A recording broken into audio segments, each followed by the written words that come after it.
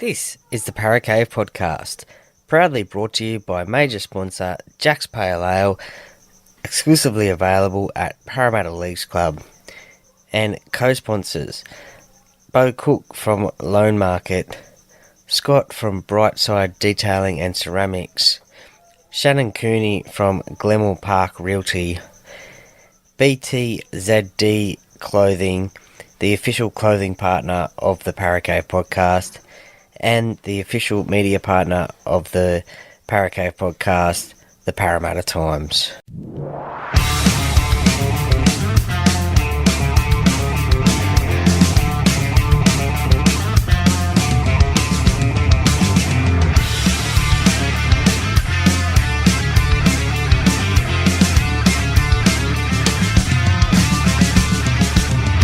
Welcome to another episode of the Para Cave podcast. And now over to your host, Troy Warner, broadcasting live from the world-famous Para Cave. Yes, hello and welcome to another cracking episode of the Para Cave podcast. And how good is that intro and outro music as well? Thank you very much to Jamie Galea from the band Rough Diamond, which you can find on Facebook for gig locations and for that pumping music as well, the outro as well.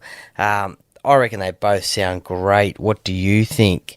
Now, to this week's chat, and this week's chat is a little bit of a different chat. It is with someone who is a massive rugby league fan, but also has a very interesting story and a very interesting path, and is doing some amazing things now, which we will talk about as well in the chat. But his name is Jeffrey Morgan. Now, you may or may not have heard of Jeffrey Morgan, but I first heard of Jeffrey through Russell Mance's podcast, the Stick Up podcast. That's where I heard about Jeffrey's story, and I thought it was a really interesting story, and I thought I needed to chat with him about his life story.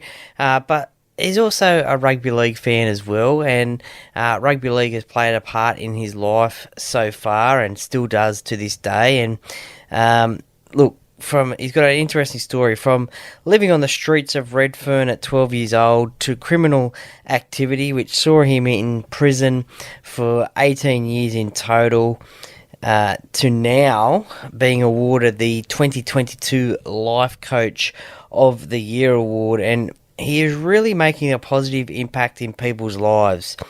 And look, throughout the chat, there's some great rugby league stories as well, which began with Jeffrey almost making it for the South Sydney Rabbitohs, which he talks about in the chat. So some really interesting rugby league chat as well. Look, now, if you're interested in more about Jeffrey and also his lifestyle program, simply head to www.jeffreymorgan, that's Jeffrey with a J, .com.au, or look him up on Instagram as well. He goes by the handle of the Jeffrey Morgan, and you can see more about what Jeffrey has to offer and his clients in the way of leadership and mindset as well. So Jeffrey is doing some magnificent stuff and is one really interesting chat and person as well. Now, this was recorded live in the Para Cave, a face-to-face interview. It was done a few weeks ago now, and it's only coming out now, but it was a face-to-face interview, so I really appreciate Jeffrey for coming out to the Para Cave and doing the interview. It sort of relaxes both myself and I guess the guest as well, and we have that really good rapport of doing those interviews face-to-face, so I really enjoyed doing it that way, and that's what this one was. Now, this wouldn't be at all possible without the help of the sponsors of the podcast. Major sponsor, Jack's Pale Ale, which is exclusively available at Parramatta Leagues Club.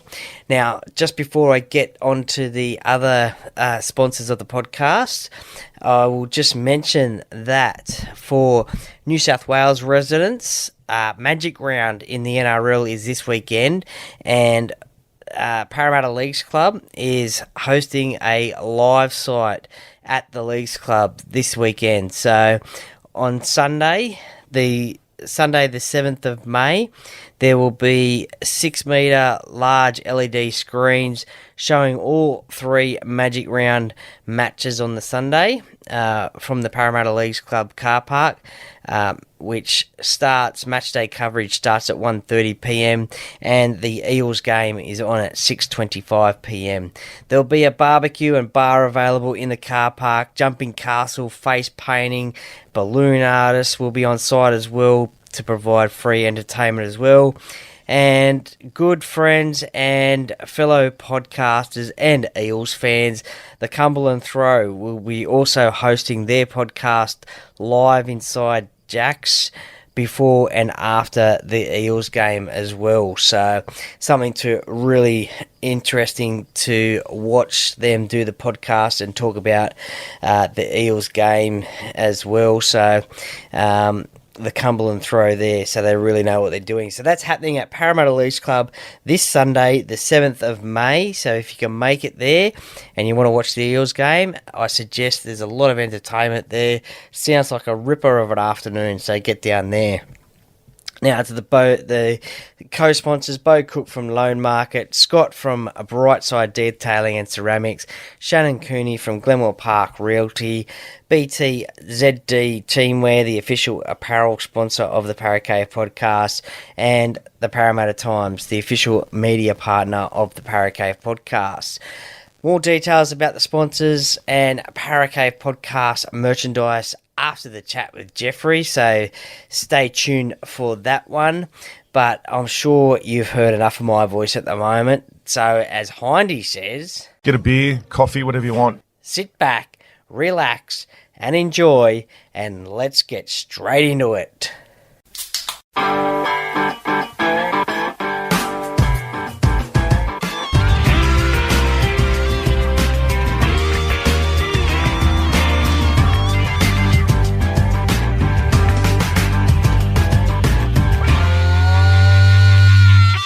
My name's Jeffrey Morgan. I am a mental health and wellbeing consultant, nutritionist, mindset coach, and we're coming to you live from the Parramatta Cave podcast.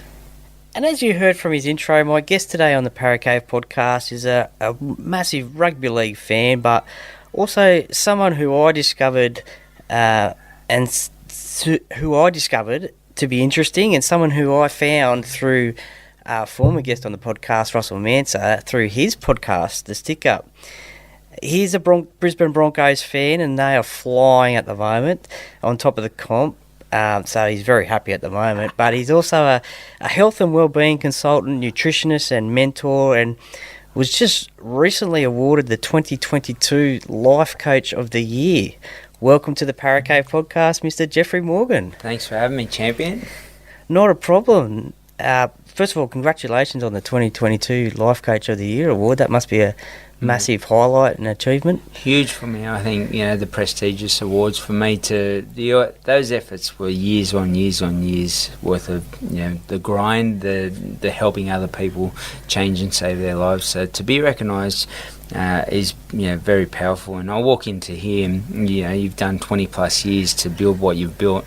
It's a huge acknowledgement back to yourself, because it's a lot of hard work, it's a lot of consistency, and a lot of people don't realise how deep that is. And mate, you should be just as proud, man, because it's a great journey down a path of passion, and obviously both our passions lead to the way that you want to or should be living your life around what you love doing. Oh, well, no, thank you very much for that. Now, the first time I heard you was on Russell Manser's podcast, The Stick Up. And you grew up in the tough streets of Redfern. What were the early days for you like growing up? Yeah, we grew up in, so I grew up in Everleigh Street, Redfern, 88, Everleigh Street, Redfern. But I'd go down to Redfern Oval, and during those times, Parra were at their peak, as I said before, Eric Grove, Ray Price, Brett Kenny, absolutely Mick Cronin. That team were absolutely dominant during that period, and as much as I went for South during that those younger years, Parra was always, as a young kid, my second team. You chip over the top and you become Brett Kenny. So those years were beautiful. And the ovals back then, back up on the hill and over, watching football, they were great. You'd be playing football on the sidelines while football was going on, and it was just a great atmosphere to be around. A lot of crime, unfortunately, within the area, and the socio-economic side of things, where a lot of struggle led to the paths of crime, to survive, I suppose, and a lot of people trying to deal with pain in their best form, and that was obviously drugs and alcohol at that time, and crime became a normal passageway and a badge of honour as such in our area to go to jail or go to boys' homes, and there was no real fear around it because you knew when you got there you'd see everyone that you loved. But there was so many opportunities that were missed. I played a lot of junior football in the area and was recognised by the Rabbitohs. Okay. Went through that little pathway, and when I was home, unfortunately I did stints through juvenile justice, and even during that time they well and truly tried to support me through that journey. Tricky and was halfback at the Rabbitohs there, and Slats, who we grew up around a lot of these boys. They were playing first grade, and they were doing their best to in their own career, let alone trying to say, "Hey, Morgs, pull your head in and let's have a crack at this." Okay. So there was some good memories in amongst the darkness as well. So how far do you think you would have maybe made it if the crime wasn't the distraction? You'd never know. I think my father was a very strong, disciplined man. He physically assaulted me from about 8 to 12, constantly, and with his drive to see me succeed in life. And I think I would have went pretty far. I was very fit, super fit. Even when I went at South, I was one of the fittest blokes up the front, always during our pre-seasons. Yep. And we play what we call blackfella footy, and eyes up, see what's in front of yourself. But at the same time, I was very disciplined as well, so I could hang on to the ball. I wasn't one of those people. By 16, I'd really started to be identified by the club, but at the same time, I'd also been identified by the police for doing the wrong things more often than not. And that just led me down a path where, my values, unfortunately, the habits, and I want people to understand it like this: how many times you tried to lose weight come January 1st, how many times you tried to get fit. Yeah. As a trainer, nutritionist, qualified nutritionist, we basically try and help people create a healthy lifestyle, and that was me. I was a young kid set from 12 to 16 with these destructive habits, and as much as I love football, I just didn't believe, coming from an area, that I was good enough, I suppose, and that I fit into this, and this isn't my world, and all of that sort of stuff. And I think by 18 I did a sentence, a 1-year sentence from 18 to 19, for a chase across the Harbour Bridge in John Law's Porsche. I was sentenced. I come home, and Tricky, Wes Patton was at the Tigers at the time. They hooked up a trial back at South. Played terrible in my own eyes, and South rang me and said, "Mate, come down and let's have a chat." And the rest was history. I started training with them, and one day just walked out of training. And there's no reason from the club for me to walk out of training. Just same thing. My habits were so destructive, and I just took it down a path of, I walked out of the club, and I remember Trick saying to me, "Where you going, Morgs? We got training." And I was like, "Oh, bro, this, I was just uncomfortable in that space." Yeah. I feel like I didn't want to be there.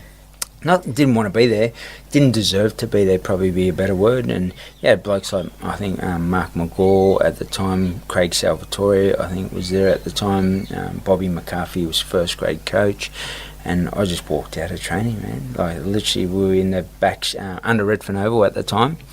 They were doing a physio, some weights, pre-training weights, and just walked out of it and never looked back, man. Looking back now, for what you know now, looking back then, is that a big regret of yours, or do you think? I'd say that I can't regret something that I, what's the word, was uneducated towards, I suppose. And as I said about that conversation, that's why I don't look at it as regret, because I became the person I am today and have gone down the path of what we do. As a mindset coach, leadership, well-being, tackling that across the globe, all the lessons of destructiveness taught me to be this really strong, resilient individual. Would I like to have played for South at the time? For sure, man. And would that have gone somewhere? I believe so in my head. Yep. I was a determined person. My dad had made me a very disciplined person. We'd go down the park.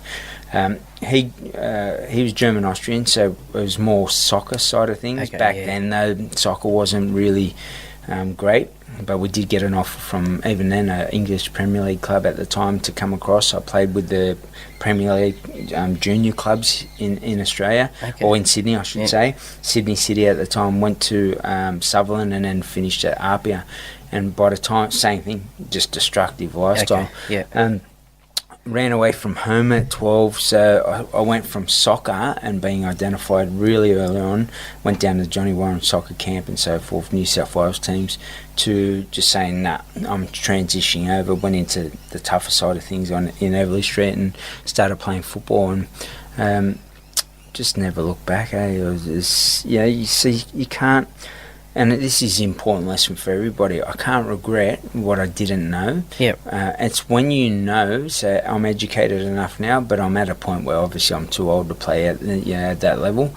And all I can do is play at particular levels in any sport or place that I put myself into, and I'll give it everything I possibly got. And that's it. That's the lesson from that journey. And who knows what would have happened? I'm not going to think about it, but yeah.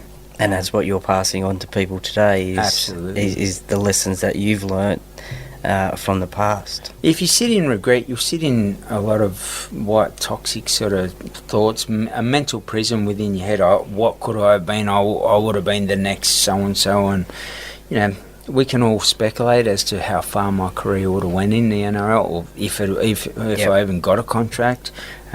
But to me, I've just got to move past it and say, what was the lessons? And this is important because most people focus on the problem, and that will bring you pain. When you focus on the solution, you'll always find happiness. And the solution for me was, what was the lesson I learned from that experience? Never let opportunities slip you by. And that's something that a lot of people just sort of blindly go into every day, the expectancy of waking up tomorrow. We're not promised that. So make sure that when you wake up tomorrow, go out and be and do everything that you possibly can. And if you're down a path of what you truly love, don't let anything else distract yourself, no matter how you're built. Understand that you're on a journey of learning constantly and growing. And if I had accepted that in my chance and opportunity at South, who knows where it could have went at that point in time. Now, you grew up in the tough area, as we said, in Everleigh Street, Redfern. But now you're a Brisbane Broncos fan. Yeah. But you were a South fan. Yes. So, going back then, who were your favourite sort of South players running around? Obviously, Trick, back in the day, he was awesome. He was he'd give it everything he got. He wasn't the biggest bloke either, and mate, he'd get out and give it everything he possibly got. Craig Coleman was around before him, and mate, I literally lived up the road from the Oval, so we'd walk down there back then, and the hills were there. Before training, we'd be kicking goals and so forth. Neil Baker, goal kicker, we had a little conversation and a little competition. They were all great people, and none of them ever said get off the oval or anything of that nature until training started. And we'd be kicking goals. As a young kid, I'm kicking goals against Neil Baker, who was the goal kicker at the time, the old toe poke back then. Yeah, that's right. Yeah, that's how I kick. With the brown balls, and sometimes they'd have the brown balls with the white strips around them. Yeah. I think they were the Panasonic Cup or something of that nature back then. We'd have goal kicking competitions with him on the sideline for lollies that I had in my hand, and and it was all bit of banter. But Craig Coleman was a champion. Mario Fennick back then, same thing. He always come over, what he is up to young kids, and they were heroes to us as young kids in the area. We had no role models, to be straight out and honest. There wasn't many. Trick was one of the blokes from the area that had grown up and gone into grade. Troy Slattery had done the same thing. I'm trying to think there was a few other. Robbie Simpson ended up going there at one point in time. Like people that we'd grown up with had gone into first grade. Craig Carrington, who played more reserve grade, we became friends when I was training there, really good friends, and you had these blokes around you that became role models. They were teaching me life skills, just how to conduct yourself Okay, like people don't realise how deep that conversation was. But you see these blokes, they were George Piggins, and you sit there thinking, I want to do this is what I want to do. So I'd watch them train, and I'd think, I'd go and run whatever they did on the oval, I'd go and do it. There was a big hill on the side, and I'd be doing it. And I remember their trainer, I can't remember who their trainer was at the time, but he came over and he goes, mate, if you keep doing that, one day you could be potentially on this field. So I'd just copy everything they did on the field. I'm not joking. If they ran up and did 10 sprints over 10 metres or whatever it was, I was replicating that as a young 10, 12-year-old kid. And we loved it. We'd sneak in there on the weekends and when they weren't playing, or weeknights, when they weren't there, and we'd be playing on the oval, especially when it rained. They'd be like, oh yeah, how good's that? Not joking, there would be 50 on 50, it'd be all muddy, because back then they'd play in the mud. Absolutely. Not like these ovals you see. Go back and watch the old videos of Redfern Oval and people understand, and it was just a mud slog, and we'd get out there and slide around and kick around, and we'd be there all day, 3 hours worth of playing, and it'd be unbelievable. So good little journey. I reckon that's the best way to play footy, I think, in the mud and the rain. Absolutely. It's so much fun. Best memory, and as you said, there was so much destruction, but at times there was those moments where life was just beautiful, like you got lost in it. And I think that's what, as we get older, it's very important for those that listen now, remember those moments. What were they like? Try to replicate them more so as an adult, but in a way that still would bring back the emotion of that experience. Because as you said, running around in the mud, maybe it was something else for girls that are playing with dolls or something. We get caught up in this thing where we become too old to do something in particular. And mate, I just went back and played round 1 on the weekend, and we had a good win at West, and I'm at West playing, and that was awesome, to be at 50 years of age. So don't let age dictate what you can and can't do within your life. Get out and live and be everything that you do want to be within your own life. Yeah, well, certainly you talk about memories there. I remember mates and I playing a game out at Mulgoa. It was during torrential rain, and there was big puddles of water and everything, and it was just so good to be tackled in the water and score tries in the water. And you never worried about the water, right? Nah.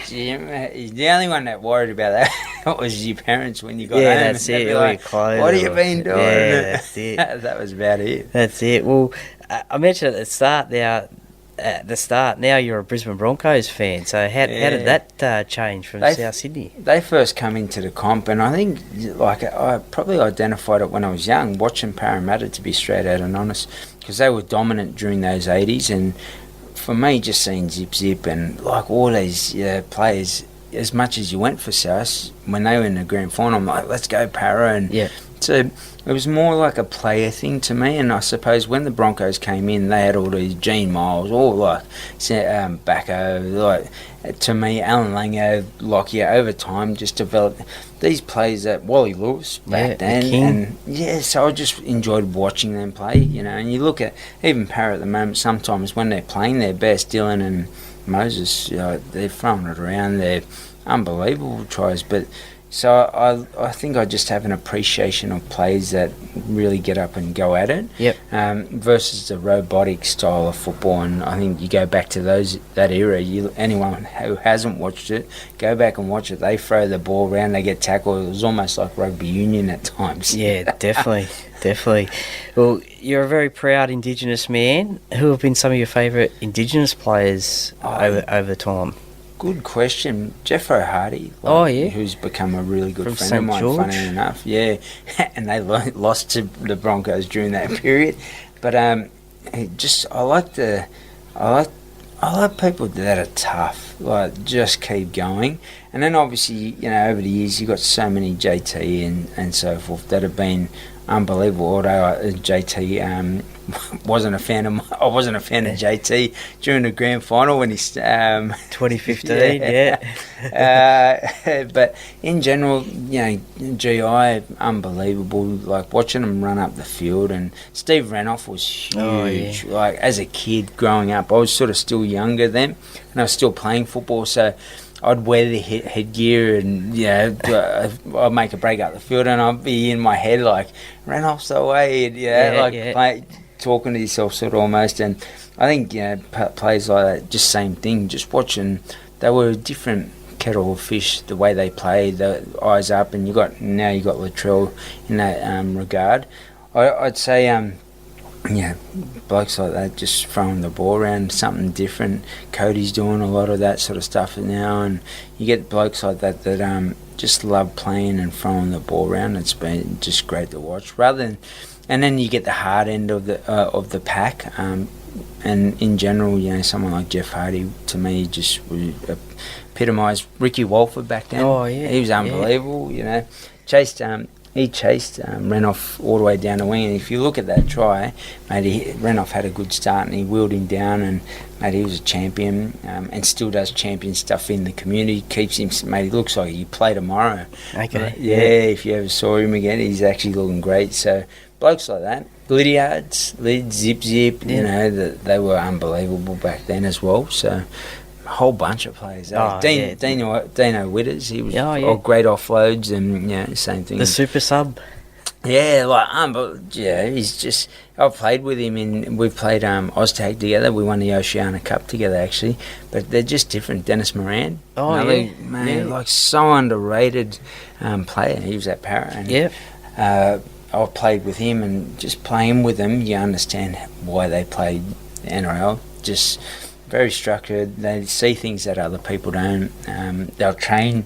Even to this day, they'll keep themselves in half decent nick to go out and play on some field. And they went out and won a knockout together, Aboriginal knockout every year. All different communities come together and they play against one another. And they basically won a knockout together with Narwhal, their hometown, and they had them two leading it. And that was just after that sort of Parra period that they were at. So. Some great players out there, man. And for those that I missed out on, that will say, what about me, Morgs? Fergo will give you a shout out too. Blake Ferguson. Mate, there's so many, honestly, and some young kids at the moment, Will Kennedy, they're all doing good things. And for them to come from our communities where there is a lack of belief and just get out on that field, mate, respect to everyone that's ever played, Aboriginal or non-Aboriginal person that's played in the NRL. It's a hard journey, and mate, to pull that jersey on, it's a great honour. So respect to them all. But those in the Aboriginal community, just big respect to them, because it's been, I know how hard that journey's been. Yeah, definitely. I mean, even if you play one game or 300 games, I mean, one game you're still an NRL player, and a massive Big achievement. Mossy, I should mention him too, Amos Roberts. Oh, He'll be like, what about me, brother? Penrith Roosters. Mate. He was very fast. Reece West, he was gun. Penrith, South as well. Yeah, and he was a great player. These, they ended up playing for Queensland. Preston Campbell. Yeah, the list could go on and on. Yeah, definitely. Well, we recently did see racial abuse of Latrell Mitchell at Penrith. Yes. Some have said ban him for life. So, Nico Hines has said, why don't we bring him into Indigenous camp? And Nico Hines has said to maybe bring the kid into the Indigenous camp next year for the All-Stars and learn about the culture and the way that the Indigenous people, where they've come from and things like that. What are your thoughts on that one? Nico's another player I forgot to mention, unbelievable player and killing it. Totally agree, because people say ban them for life. What's the point if you ban someone? What was the lesson, as I spoke about earlier on, that you learn from it? That if you do something bad, it's like me as a young kid getting in trouble, lock them up, throw away the key. How could we educate this person to be better at the next opportunity? And that's how life should work realistically. And no matter what it is, and I always talk about this, whether it's some form of crime, even around domestic violence, usually it comes from a role modelling where the parent has done that in front of the kid and the kid thinks that's normal behaviour. They become that person, and then what we do is we create a dead cell by just pushing them aside. And same thing with this young kid. If we push him aside, and going back, just so DV people know, it's unacceptable at all levels. And what I say about that is we need to grab that person, sit down with them, and maybe even as a community, their families, both families, and say, this is unacceptable, and this is how we conduct ourselves here. We reach out to me, maybe a female within, an elder female, and we'll have the conversation, and I'll come and do a walk around the block with yourself. We'll create a sound solution, and everyone can move forward without any violence in that space. And the same thing around this racism side of things. The kid is obviously seen and being role modelled, whether it's from his parents, school, people he's around, people of value in his life, and sometimes those value might come from another kid, as an example, that he's trying to, fit in with, and he goes out and does something of this nature. I can guarantee most kids probably wouldn't even know what that means or the depth or context of it. And Nico's hit the nail on the head. Grab him, pull him in, show him culture. For everybody out there that hasn't seen the Australian Wars, please watch it. The Australian Wars, Rachel Perkins put it together.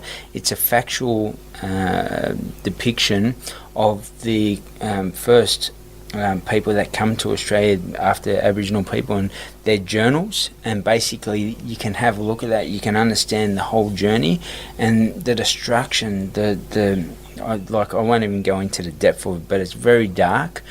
And they're all factual because it's from the journal of the settlers that came here to Australia, and that just allows everyone to be educated and find some empathy towards a situation that should be one that all Australians should come into the conversation of, because no one wants to live in stress, no one wants to be unhappy, no one wants to fight or wake up and go to war every day. No one wants to do that. So how can we all bridge a gap together?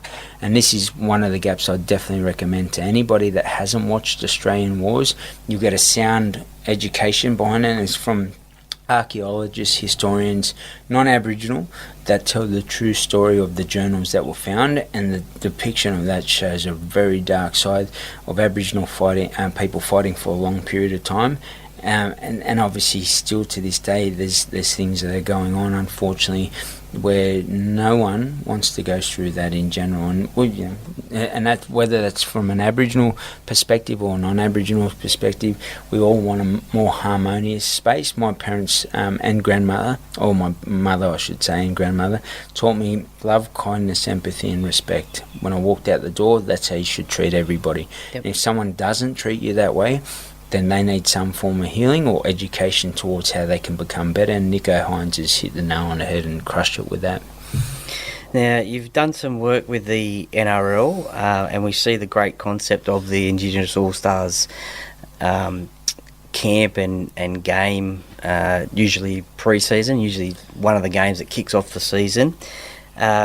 Is that something that you'd like to be involved in and work in with in that space? Absolutely. I think especially big shout out to those who organise that. You can reach me at jeffreymorgan.com.au, but I'd love to be involved in that, especially like Dino and that, get involved with that quite often, but just maybe even to share that journey and talk to them about the pride within our culture and what they do.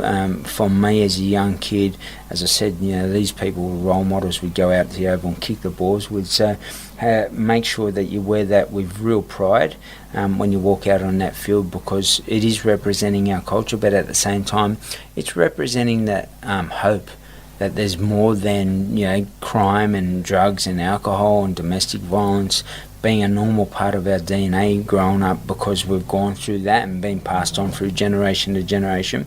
And that has, Redfern's changed. We've had great people in there doing great things, including myself, where we show a different way to life, and that life has helped us create a better pathway and more harmonious one. Even in Redfern, people come to Redfern now as an example, but by all means I'd love to be involved. I've done a lot of work with the NRL and with their referees, more so on that side, and a couple of clubs, but in general I'd love to do that with the Indigenous All-Stars, and I'd be open to that anytime. So by all means, if anyone's listening to this, reach out for next year's game.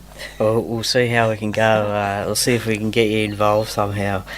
Now, during your time in jail, you did a university degree. What made you think of doing that, and what made you decide to do that whilst you were inside? Just to give you a smidgen of a back end story, I'd been in crime for a long time. I'd been with the same crew for the long time, doing a lot of crime together.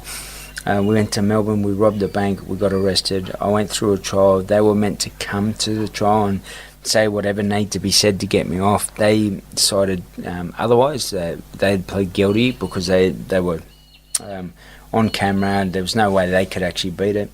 I come back from court one day. I'd been found guilty, and they'd found a mobile phone about a week before in my cell whilst I was at court. So long story short, I go into segregation. As I'm coming back, I go into segregation for 3 months. As I come out of that 3 months, this professor's just literally, as soon as I walk back into the yard, he was standing there and said, "Mate, you look like a smart young fella, and would you like to do a university degree?" And I said, "What, here?" And he's like, "Yeah, here." And I was like, "Mate, well, what's available?" And the rest was basically history. Yeah.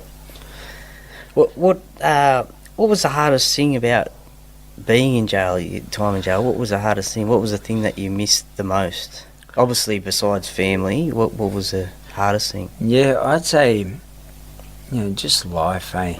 I think life, like looking back on it, I'd say life. At the time, you don't appreciate that.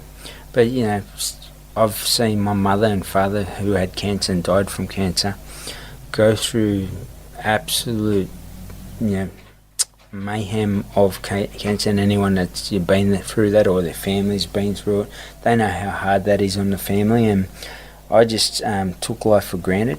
And I think when you're young, as much as the habits were there, I was trying to change and I was learning as much as I could. But I definitely say life now, because it's just precious. For everyone out there, please, something I try and share with everybody. If I gave you $1 million now, Troy, would you be happy? If I ask you that question, it's hard to say, isn't it? Yeah. Because you may or may not. If I gave you $10 million, would you be happy? You still may or may not. You don't know. And this is like, we talk about that South potential and so forth. Some people would say, yeah, I said, but if I gave you $50 million now, but you have to give up your life tomorrow, would you give up your life or take the $50 million? What choice would you take personally? Well, you'd have your life, wouldn't you? Yes. So I say to people, how much is life truly worth? And going back to that question, for me, I think that's something that, we just don't. We wake up tomorrow morning and we just go, oh, what a terrible day. And if you go back to that question, I asked you $50 million or your life, you chose your life. So I want people to understand, when you wake up tomorrow morning, live it like you've got $50 million and smile like you've got the $50 million, because life's worth more than that based on your term. And most people are going to answer it that way. And then we start to shift and change.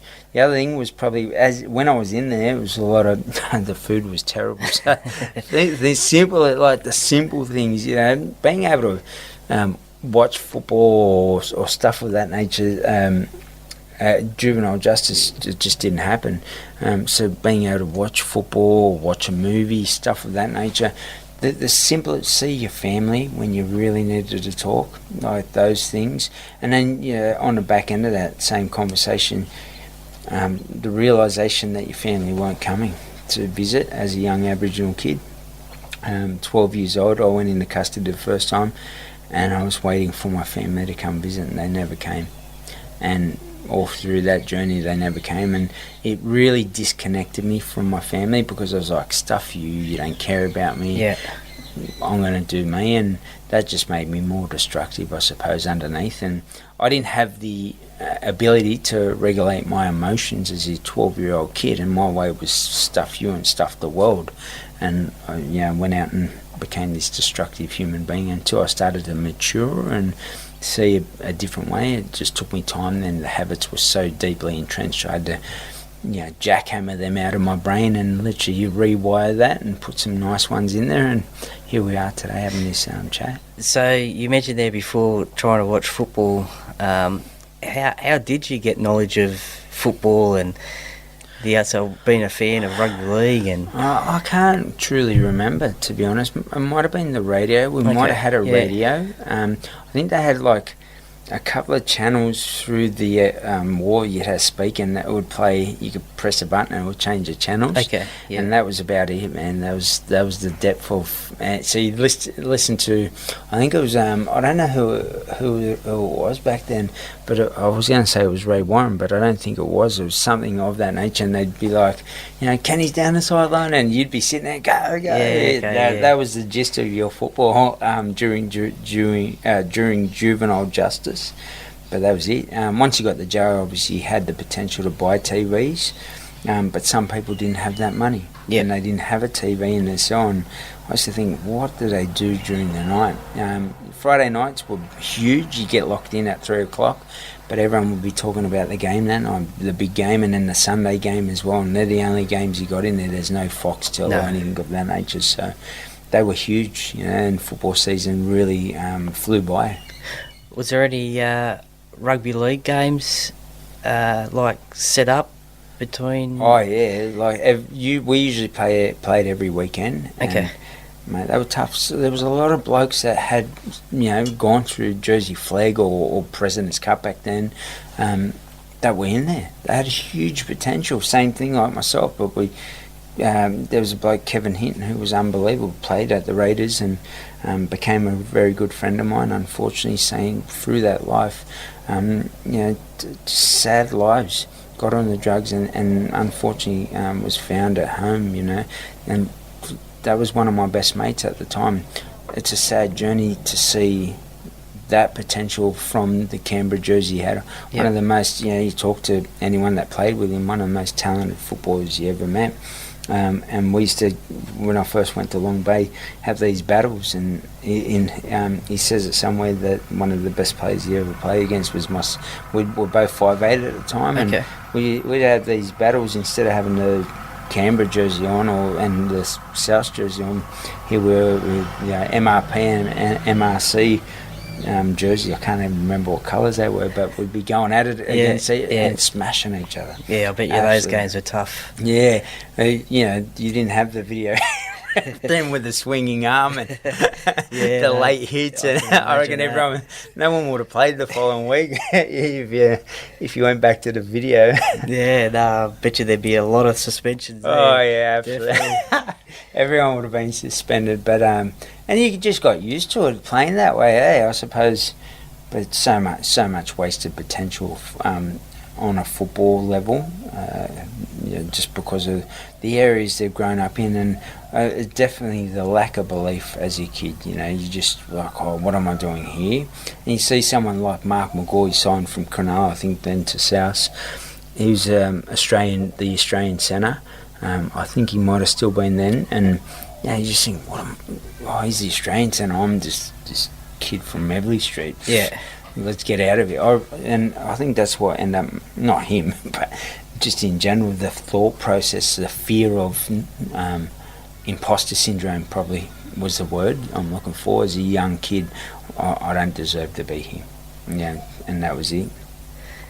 Well, you mentioned your website there before, and you've got the Jeffrey Morgan Project, a very successful business now. That you're really passionate about and successful at. What is that all about? Well, we started out, I recognised I changed myself. I became the happiest, healthiest, calmest and most successful version of myself. And then I realised, what are all the lessons that you learn from that? Put them into a structure and turned it into a program. Went out and started. I was a trainer nutritionist when I first came home in 2010. I'd served 7 years in Melbourne before bank robbery down there, and I decided this is it. I'm having a go, changing my life. Funnily enough, I come up here into Penrith at that point in time. A bloke had got me up to work at a gym, and I started to work as a trainer. I started to see that I could change and save lives. I was also unpacking mine, and I put that into a structure. I started doing talks, school fitness programs around nutrition, fitness, well-being, did 87 talks in 1 year. Brothers commit suicide 2016. I kept thinking about transitioning into this corporate world, I suppose, and also communities, travelling around to Aboriginal communities in Australia and saying, hey, we can get more out of life. Let's draw the line in the sand, and that's what I called the project. And let's, not judge ourselves on our past, but judge ourselves on how much we can change our future. And I went out and created a program, the Cut the Bullshit program, and also the Lifestyle program. And that's basically helping, as I said, people just find their true self. And what happens, a lot of people disconnect. They go through what I call a program of, you go to school, go to uni, get a job, pay your taxes, and in between travel and do things of that nature. But they don't truly live up to the life they want. And whether it's, going to support Parramatta on a weekend like you're doing, the passion behind that. People are like, Troy, how old are you? When do you give that up, mate? If that's what someone's truly passionate about, live it every single day. I love this. I love the Para Cave. Like, this is a depiction of what we teach people, because they don't. They're like, oh, I'm not meant to do that at this age, or I'm not meant to play, as I said, at 50, go and play football again. Yeah. Who says? Who says you can't go down a slide even as an adult? Well, man, during the last couple of years, Sal and I went down a slide. We were walking around the last 2 years. We were in our local LGA. You get the drift on the conversation. We see these kids having a ball down this monster slide, and she's like, remember when we were kids? I said, oh, that used to be so good. She looks at me, I look at her, I said, we're doing it? She goes, let's do it. And we got up and we went down it. And it could be at the smallest, and when I say smallest life level, the impact from the fulfillment and feeling content and happy and in the moment, and the awareness to that was powerful, right? All of a sudden, these kids are like, are you going down a slide? Yeah. And then the next minute, they're like, oh, look at them, they're having so much fun. We filmed just us, not the kids, obviously, going down that slide. We had a ball. We're just like, we're in the moment. And I think whether it's at that level, whether you're investing, whether you're doing stuff, acquiring things, maybe you're down a materialistic financial side, each to their own, right? Maybe you like to just get up and watch the sun come up with your dog and sit and listen to the sounds of the ocean. But if you're not doing any of those things that are truly valuable to you and light your soul up, and what we found we dealt with 700,000, nearly 800,000 going towards that this year. Yeah, wow. In the last 4 years, it'd be going towards 4 years now, so about 200,000 a year. We find that those people just don't do what they truly want to be doing. They have to pay their bills, and when they pay their bills, what do you always hear? I'm too busy to be able to do that. And that means that I say to them, well, when would you do that? And they go, what do you mean? I said, so how long haven't you done it for? 1 year, 10 years, 20 years? And they said, oh, I can't even remember. I said, so when do you reckon you go and see the pyramids that you want to see? When do you think you'll start that business what about asking that person to marry them and have the kids that you want? When will that truly happen? Or, as I said, on a micro level, when will you go and walk that national park hike and watch the sun go down? And have a picnic with your partner. Stop thinking about it, start doing it, because life is truly precious and we're not promised tomorrow. And as long as we sit in this little realm of we're too busy for life, we're going to get through this life, and we're going to get to the back end of the life. You're going to get to the back end of the life based on what you truly wanted, and it's going to be filled with a lot of regret. And if I say to you, hey, I'm Jeff, I'm bringing regret into your environment, can I come in for a coffee? You'd be like, mate, no. Keep walking. Shut the door on me. So please be aware of that. And that's yourself. Write it out for those that are thinking about it now, and you had that little light bulb moment. Write out the things you've always wanted to do. Maybe it's a bucket list in your head, and then start to take the first action towards that direction. And that's basically what we do as a business with corporations, schools, communities, individuals. Just bring awareness to a situation for the gaps that they've got sitting within how they envision their own life, around their own vision, purpose and why, and their goals, dreams and aspirations come to light. And you mentioned the website before. Give it another plug. jeffreymorgan.com.au, JEFFREYMORGAN. head across there and you've got the programs. And we don't in general have the corporate programs on there, so if you are from a corporate space in any way, shape or form, just hit us up, shoot us a quick message and say, hey, we'd love for you to do a wellbeing, leadership, mindset program with us, and we'll take it from there. And on Instagram as well, where can people contact you? All my socials are the THE Jeffrey Morgan, the Jeffrey Morgan, JEFFREYMORGAN. Definitely. So if anyone's interested in that and learning more, then that's the place to go. Now, I noticed whilst doing a little bit of research for this chat that you applied for Ninja Warrior a few years ago. Yeah, I did. Did you get on? I got to the very last moment of that show. The interview period, there's a whole paper process, including physical testing.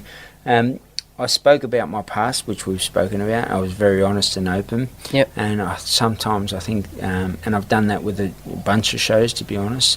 SAS Australia, another one recently, Ultimate Escape. Ultimate Escape. And many other, like a few others. And, honesty, I learned honesty is the best policy, mate, and I've changed my life. I've taken accountability, responsibility and ownership of the destructiveness that I've been, life that I lived. I'm not who I was at Chapter 5 back, my last charge was 2003. Yep. It's 20 years to this day. Friday the 13th of June this year, I got arrested, not this year, 20 years ago, for that bank robbery, and I've never looked back. So it's sometimes a shame that people judge you on who you were at Chapter 5, and I'm at Chapter 50. I've progressed, mate. To me, I'm up to Chapter 500, but I can only do as much as I can do, and I'll keep showing up. And if the right people want me at the right time, they'll see the new version of myself, and that'll inspire others to believe and achieve anything they want within their life. Well, yeah, I mean, I can see that from yourself and from Russell as well. I mean, how you guys have turned your life around and now are successful at what you guys do. And, with you saying that, I believe that that past should never hold you back and shouldn't prevent you from doing what you wanted to apply for, and that being Ninja Warrior. I think, taking you back to the Nico Hines thing about education. Yeah, you got two kids. He grew up in Lethbridge Park, and the role modelling is to be the best career criminal and be a bank robber or be like that or be a big drug dealer who makes lots of money and gets all the chicks. Like, that's the mentality of the area, right? That's all you know. And people can tell me, like, people say, that's BS a lot of the time. I said, mate, why are you not eating a healthy way? Why are you not gymming every single day as a trainer nutritionist who lives by it and very disciplined by it? And they're like, I don't know how to do that. I've never... And that's just how it is. Education. You were never role model. If your parents were trainers, like you look at Grant Kenny and Lisa Kenny back then, their kids became Ironmans as well. I think they were both boys, I'm pretty sure. It might have been one or two. But in general, it rolled on to the next person, right? And it's not an excuse for it, but it's just what you see. And by the time you're entrenched in that, and people out there, have you ever been taught one thing? And I always ask people this, where later on, once you're mature and educated enough, you go, that's actually wrong. And and there's been many a times in my life where even what I've been taught was down the path of destruction, whether it was racist back at non-Aboriginal people. Like, racism's racism, man. And I was like, no, I'm not going to speak on a colour level. We're all human beings. The best race on this planet is the human race when we all get on, period. And love, kindness, empathy and respect, as my mother said. And if someone isn't, then they've got some healing or education to do behind it. And that's just a message for the world. Get out and judge people on their merit based around their efforts at this current time and the chapters they're up to, not the ones in the past that have been an uneducated path. Judge them on the transition from that into something else, because that's, Russ was a drug addict, like, heavily, and I'm talking heavy drugs Man, I've got nothing but respect for a bloke that can come out of that and transition into, helping people deal with such trauma within their lives. He's used his strengths of the same path that he was down, but in a positive way, and we were just destructive, uneducated kids into constructive, contributing men. Yep. And that's the difference. I wasn't a man. I was weak back then as a kid as well, and I got to a period where I feel like, I was sort of in betweenish. I just didn't have the same thing like self-training. I felt like I was being an imposter. I don't know this well. Mate, I didn't know how to get a tax file number. And that was so daunting. Yep. I heard one the other day with a prison psychologist in a podcast, and there was a bloke who used to get himself locked up in hope that his wife left him because he didn't have the balls to tell his wife he wanted to, it wasn't working out, in hope that she'd say, I'm done with you getting locked up all the time. And the conversation was, he came back the second time, and the psych was like, what are you doing here? I thought you'd never come back. And he said, my wife, I wanted to leave me. And I think that's, this is the conversation of how we were built as kids. Get a resume, what do I put on my resume? That I stole or something? And until someone said, what, were you determined? I was like, yeah. They said, determined. Did you persevere or not or something? Yep, I did. Perseverance. And I started to realise how you perceive something is how you perceive everything. So soon you build yourself a particular way, and maybe it's around fear or imposter syndrome. And once I got out of that, I was like, no, I'm willing to learn, grow and prosper. Now I'm in a different path, and I know that I'm not going to be the fittest, smartest, strongest, healthiest, wisest person in the room, but I'm willing to have a go and continuously learn down that path. And that's where I really shifted my life, and that mentality has created a better reality where we travel the globe delivering leadership programs across not only this country but across the planet. And to me, that's just because I went from that person where I shifted my mentality or the perspective on that, and I was able to see things totally different. Yeah, no, it's certainly a credit to yourself and Russell as well, how you guys have turned your lives around, and very successful now. We'll go back to the rugby league and season 2023, and no doubt you're a happy man at the moment. The Brisbane Broncos 5 from 5. Can they win the competition this year? I think if they play like that, for sure, absolutely. I think we've added a notch of speed to our back line, and one player in that injection, obviously Reece coming in, and I thought we had a great back line.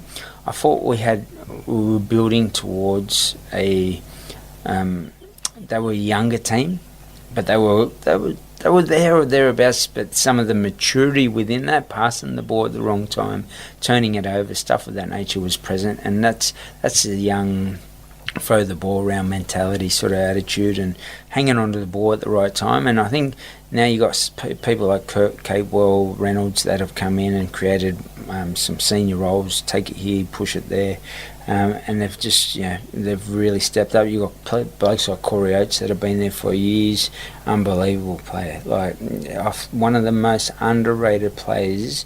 Even last year when we went nowhere, he was top try scorer in the comp. I don't know if that's true or not, but I know he was right up there. Blokes like that add huge value to our team, and I think we can. I think the finals, same thing, because they're so young. I know we played Para, and I went and watched it at the time. It was I think it was quarter-final, semi-final thing or something at Para, the new Para stadium? Combank Stadium. Combank, and mate, we got pumped. It was like 50-something, I'm pretty sure, on the day. 58-0. Sorry to remind you. And mate, so that was my last sort of real finals memory of the Broncos.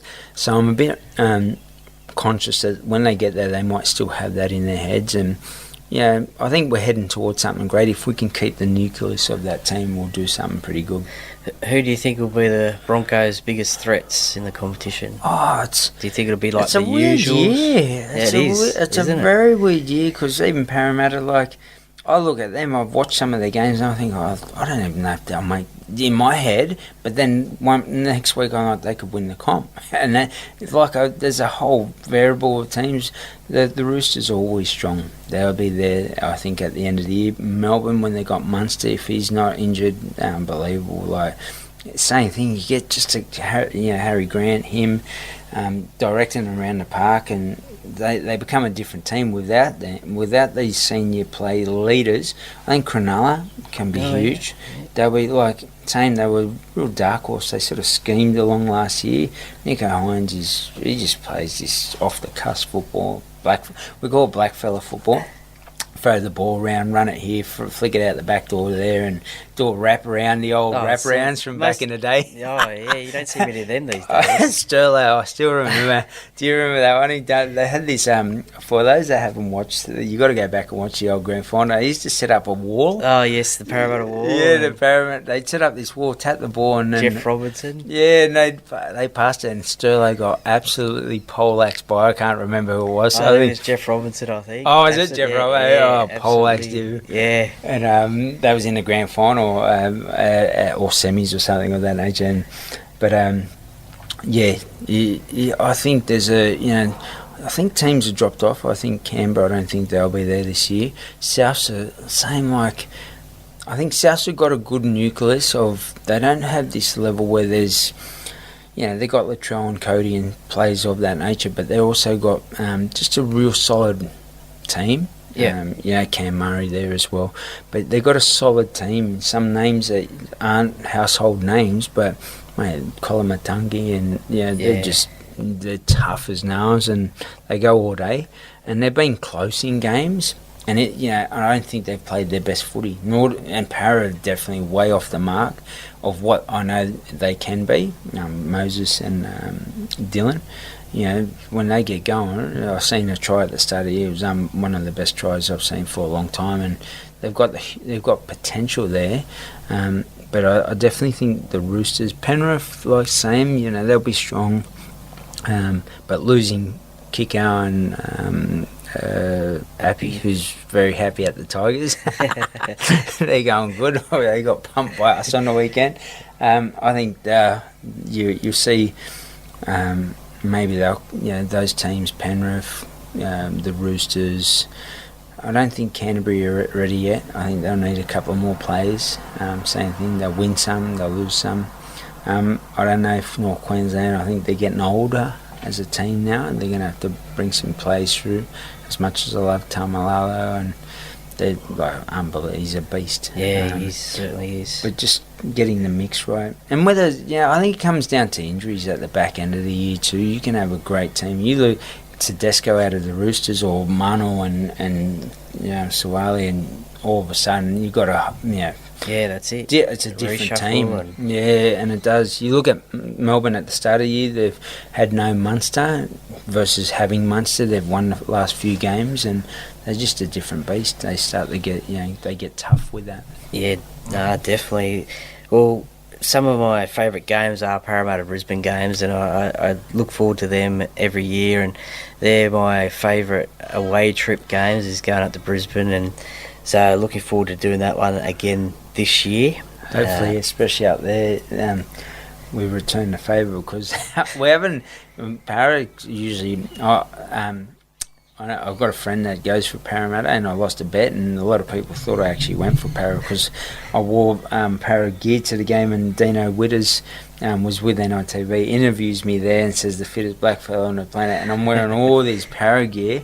So everyone says, your team's going terrible this year, and I'm like, mate, I'll go for the Broncos. They're like, I'm sure I saw you wearing Para stuff. It was a bet that I gave I can help you out with some Parramatta stuff if you want. We can change teams. Mate, it's been a while for the Broncos, so I'll ride them as much as we're at 5-0, and I'll let everybody know as much as I can. It's been even longer for Parramatta since they won a comp. Mate, even for us, I think if we keep that nucleus of the team and we get the semis with that team, we'll go well. But you lose Reynolds, and it changes the whole thing, right? And you look at Sean Sullivan out of the Dolphins at the moment, and they've changed. I feel like as soon as you got injured in the Broncos game and the last game, they've struggled. Yeah. And I think it's just one Cleary out of Penrith, same thing, right? And then you take another one out of whether it's Crichton or someone that really can, Yeo out of Penrith or something, or and you've got a problem for that team straight away. So it'll come down to injuries. Yeah, definitely injuries and suspensions. We'll wrap things up with what I call a set of six, sort of like personality sort of questions. Is there a favourite sport outside of rugby league? Yeah, AFL, man. AFL? Love it. Okay. Yeah. Tough game. I played all sports. Okay. And I can guarantee you, at decent levels, like Premier League levels in most sports, rugby union included. I played New South Wales Country rugby union. Okay. And I'd have to say AFL was the hardest out of all of them. Just so much running. So much running. People pulling your jerseys, getting hit hip and shouldered when you're not expecting it coming out. You go around the back of somebody and someone's coming at full pace and they hit you as you're trying to tackle. Man, it's just brutal. Is who's your team? Sydney Swans. Sydney I'll go Swans? for Swannies. They didn't help me last year. I flew down and watched them. Oh, no. I took the missus for the first game of AFL. I said, come watch the Swannies. Yeah, okay. Robbie Williams, the pre-show, the whole lot. It's, she's loving it, dancing. And then by quarter time, we're like, we should go. And the rest was history. So. Yeah, that's it. Let's hope the Swans can go one better this year. What's your specialty dish in the kitchen or on the barbecue? And no doubt this will be a healthy and nutritional meal, this one? Yeah, probably stir fry's easy for me, to be straight out and honest. But, mate, I can do anything from an apricot chicken. I love it. Okay, probably apricot chicken be my favourite. It's just delicious, man. I think my father cooked it quite a lot when I was a kid, and that was just some nice basmati or jasmine rice for me. Oh, on a hot day, the chicken steaming is beautiful. Barbecue's always good too, Yeah, no, I remember apricot chicken as well. Same sort of thing. Mum used to cook that a lot when I was younger, and guaranteed once, sometimes twice a week for dinner. Oh, that must have been a thing back then. Yeah, I don't know what it was. I think so. Must that have and been the that curries. Curries are you can't go wrong with a curry too. Mate, love a curry. What about a cheat meal or cheat snack? What would you go to there? I'm a sweet tooth. To be straight out and honest. I'm very disciplined on it, but I could eat. Man, and I'm so clunkers. I love clunkers. Oh yeah, the old clunkers. It is clunkers, isn't it? Well, clinkers. Clinkers, I think. Clinkers. Yeah, I think sorry, the red clinkers. ones are my favourite. I think. I don't know if the colours mean any taste or whatever, but I've gone through it. There's been phases. Could be flakes. Then it was violet crumbles. Then like ice creams, cornettos. Man. I think I love the variations on those. Yeah. And it's important, even as a training nutritionist, I teach people if you can be disciplined 80% of the time, real foods most of that time, you're going to live a pretty healthy life. 20% of the time, a bit of balance there. That's realistic, sustainable and maintainable, but most importantly enjoyable to the person doing it. And that's something I recommend to everybody. And, some days it could be a Krispy Kreme donut for me, anything. It just depends on the day and the time. Yeah. If I've been great, that 80-20 for me has turned into probably 95-5. Okay. And it's not because I've aimed for it, it's just because the habit's built now. But if I grab a donut, just don't even think it. Chocolate sundaes from Macca's, with extra fudge, they're good. probably all the stuff that I like. We'll have to get one at the Para Broncos game one Yeah, day. definitely, for sure. Who was the most famous person you'd love to meet and have a chat with? Who would you like to meet? Oh, that's a good question. What about either dead or alive? Yeah. If that makes it easier. Oh, what a question. Sometimes my head would say like Michael Jordan, maybe because of his mentality. I've seen his video now, the video of the Chicago Bulls. Then you go to business like Tony Robbins. There could be so many because of so many different reasons, and for me those people have helped change and shift me. But at the same time, people like Charlie Perkins, who fought so hard to keep the great fight going, to make sure that people are aware of the dark history of Australia. And as I said, go back and watch the Australian Wars. And I always say to people, before you have a conversation around that, have you done something, due diligence around the conversation? And it could be football, right? Or it could be anything before you have the conversation. Through to, even people who were huge in our community. Mum Michelle, for us, she did great things in the community trying to help the kids see a better way. Unfortunately, she was taken too early, and we just didn't get to see her enough when we grew into that era. So it could be, both ends of the scale, but on a celebrity level, yeah, man, I'd say probably Michael Jordan. He was just so influential in our era, and I think his mentality around life, get out of the way and I'm coming from my life, is what sort of our program's about. And you have to be selfish sometimes around that, and organically help those around you. And the old airplane analogy, oxygen drops down, save yourself first before you save your kid, because you put on the kid perishes. So putting that mask on yourself and living your goals, dreams, aspiration with total clarity around your vision, purpose and why every single day, you'll organically inspire your kids, your community and those around yourself. Is then The Last Dance your favourite sporting documentary or movie, or is there? I'd say that was huge. It was definitely huge. As a kid, there was a kid. I can't even remember the movie, but there was a whole heap of them. They were more American based, but gridiron and hockey and stuff of that nature. And it tells a tale of these kids that weren't meant to win, and they fought and ended up winning. And movies like that are great, but definitely probably The Last Dance would be one of my favourite. It just shows life's always going to throw curveballs at you, and this is this invincible mindset. I've got in my own bio, and people go, that's bullshit, it's not possible. The description of that I've said earlier is just the ability to continuously move forward despite what happens. Death's coming, things that you don't want in your life are coming, heartache, pain, suffering and all of the above, not because we choose to, but just it's what life dishes out.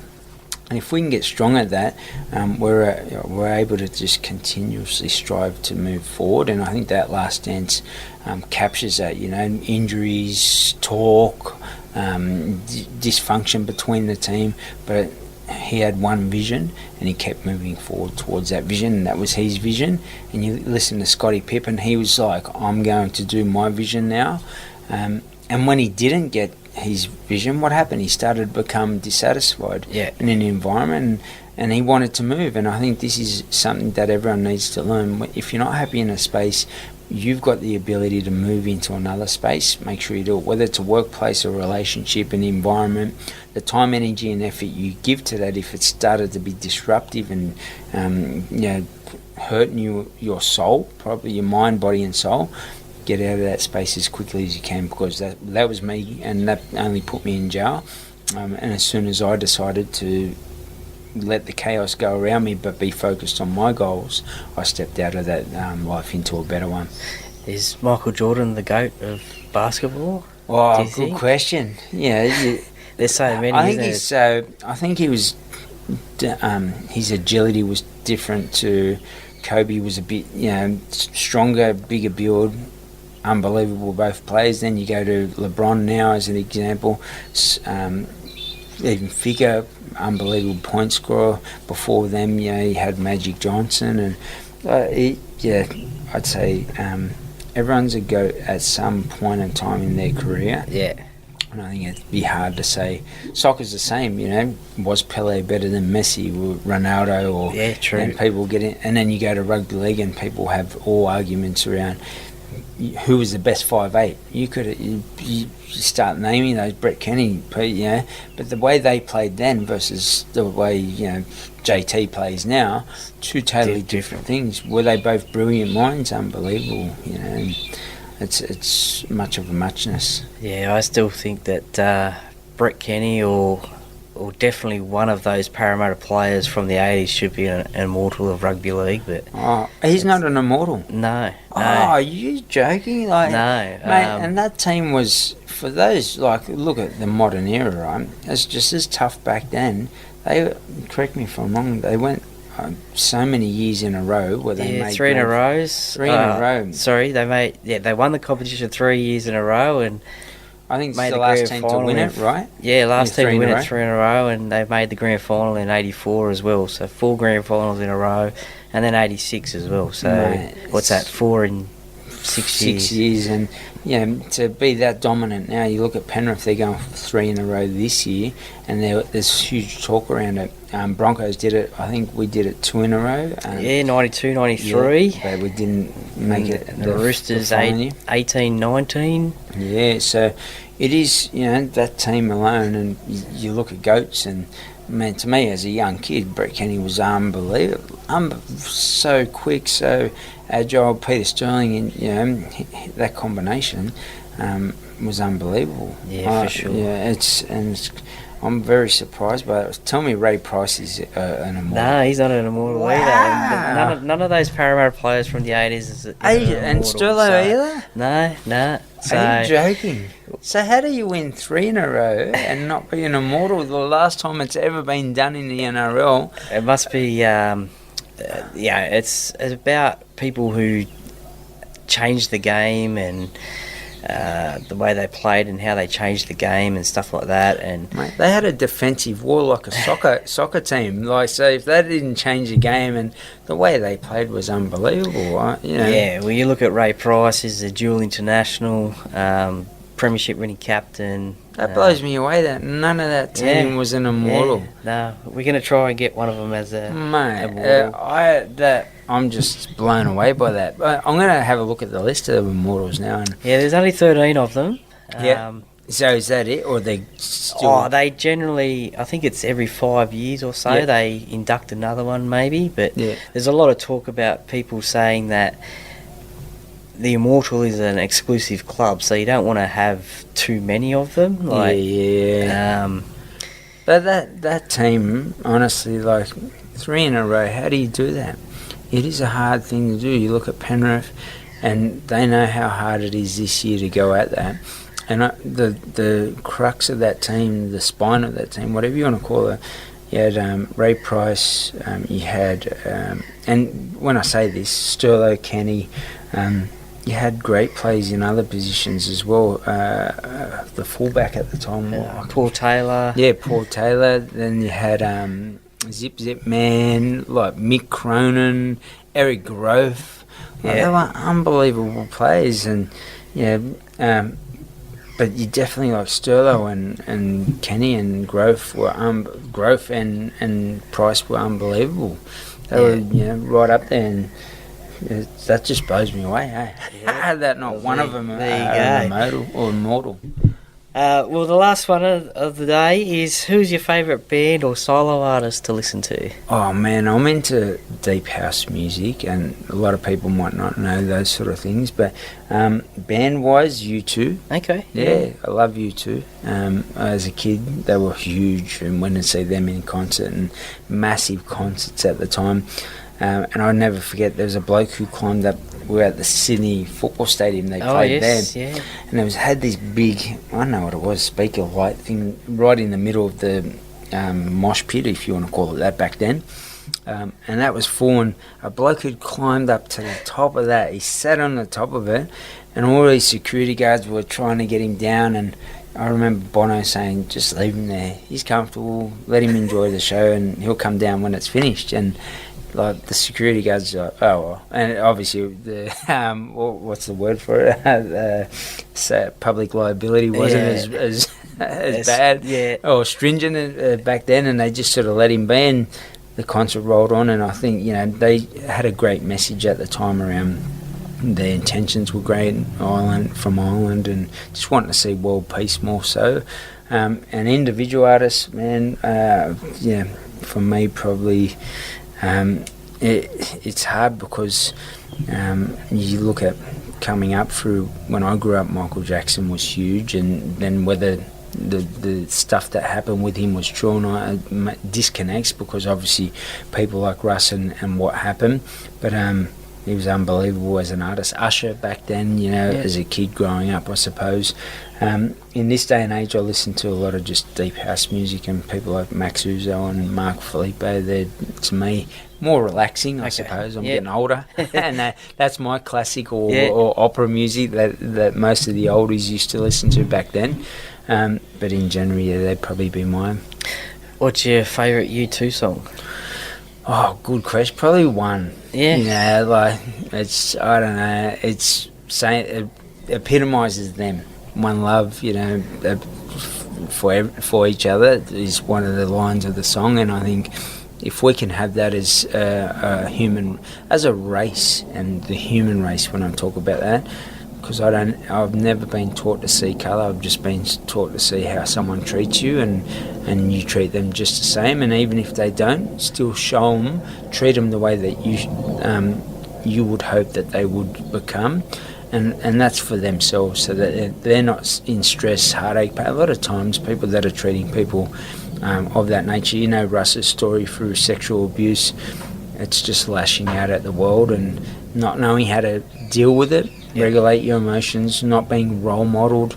And if we can be better role models for these people, and sometimes it's hard to sit down with people of this nature, because you sit there and go, I can't consume my time, energy and effort on this person, but you might just plant one little seed, and that seed for me is like the bonsai tree. You water that for 7 years, nothing happens, and 7 years later it pops out all of a sudden and grows into this amazing thing.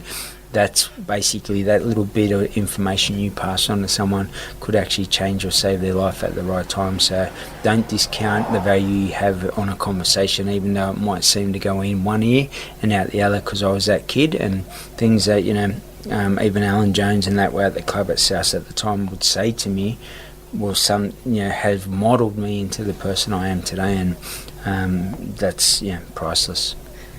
Yeah, no, there's some really great advice there. Well, Jeffrey Morgan, thank you very much for coming on the Para Cave podcast today, and taking the time out to actually come here and do it live. I really appreciate it.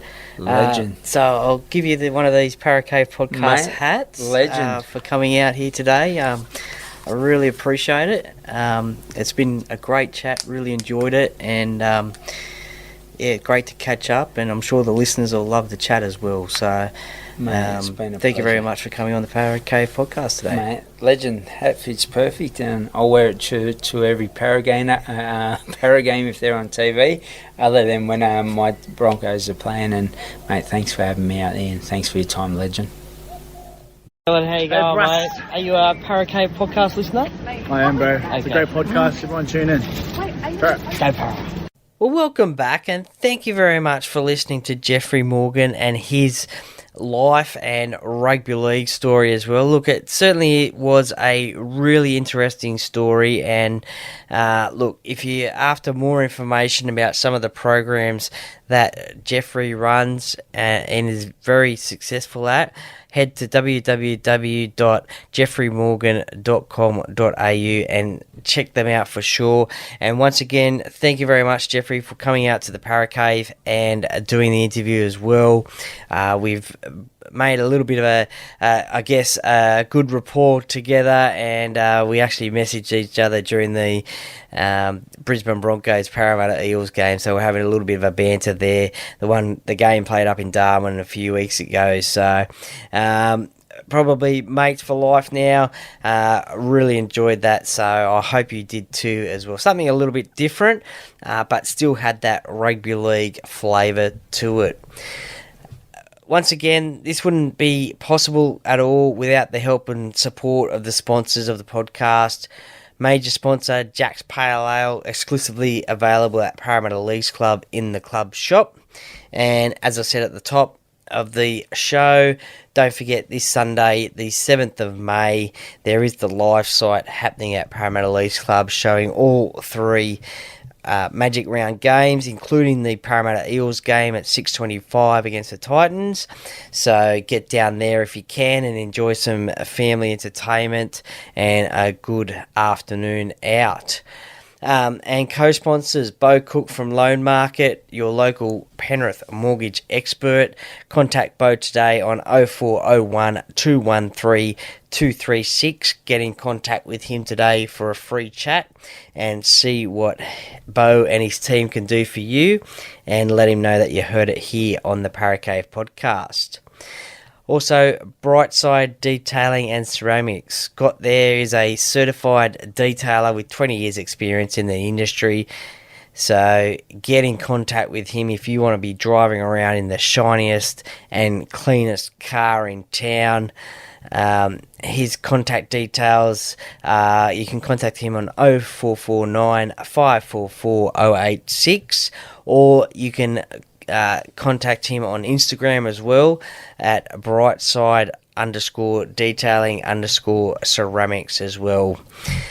The official clothing sponsor of the podcast, BTZD Teamwear.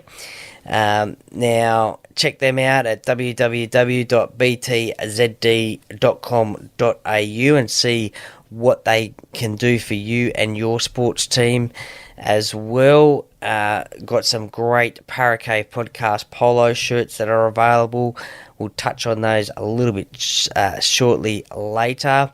And also Shannon Cooney from Glenmore Park Realty. If you are thinking of selling in the Glenmore Park or the suburbs in the Penrith LGA, contact a 5-star real estate agent today, Shannon, on 0421 588 445. Also, the Parramatta Times as well, the official media partner of the Paracave podcast. Thank you to all the sponsors. Without your support, with your support, it helps the podcast grow, and is really, really appreciated as well. Thank you, listeners, for listening to Jake Duke and the interview I did with him. I hope you really enjoyed that one. There will be a YouTube interview broken into 2 parts coming out very, very shortly, so stay tuned for that one.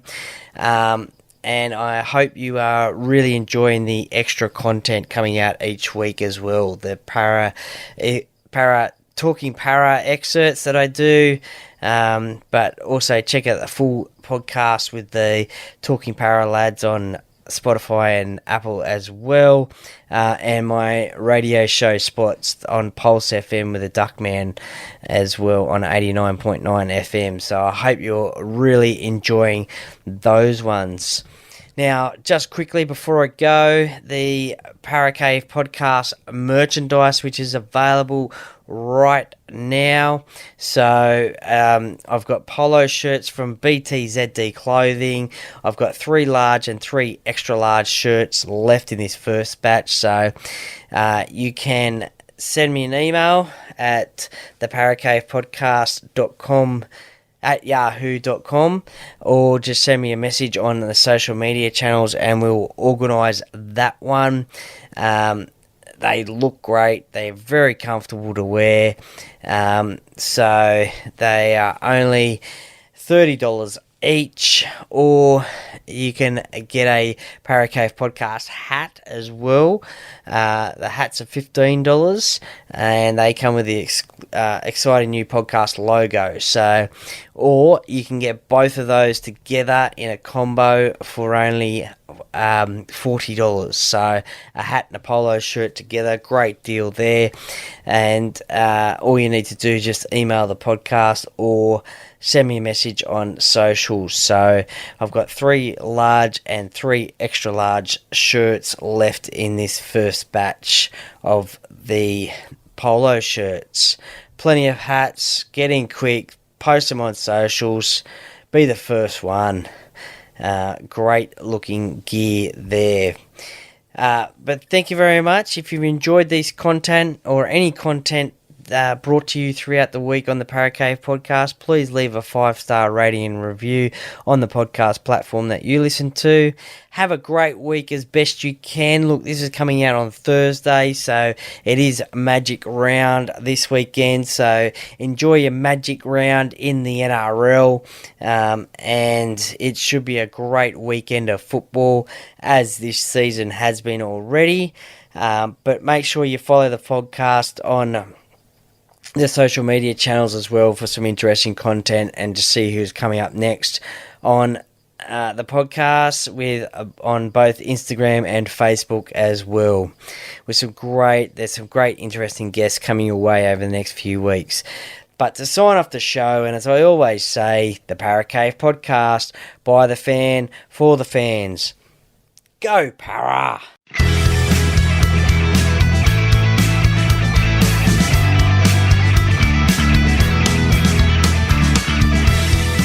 Thank you for listening to another episode of the Para Cave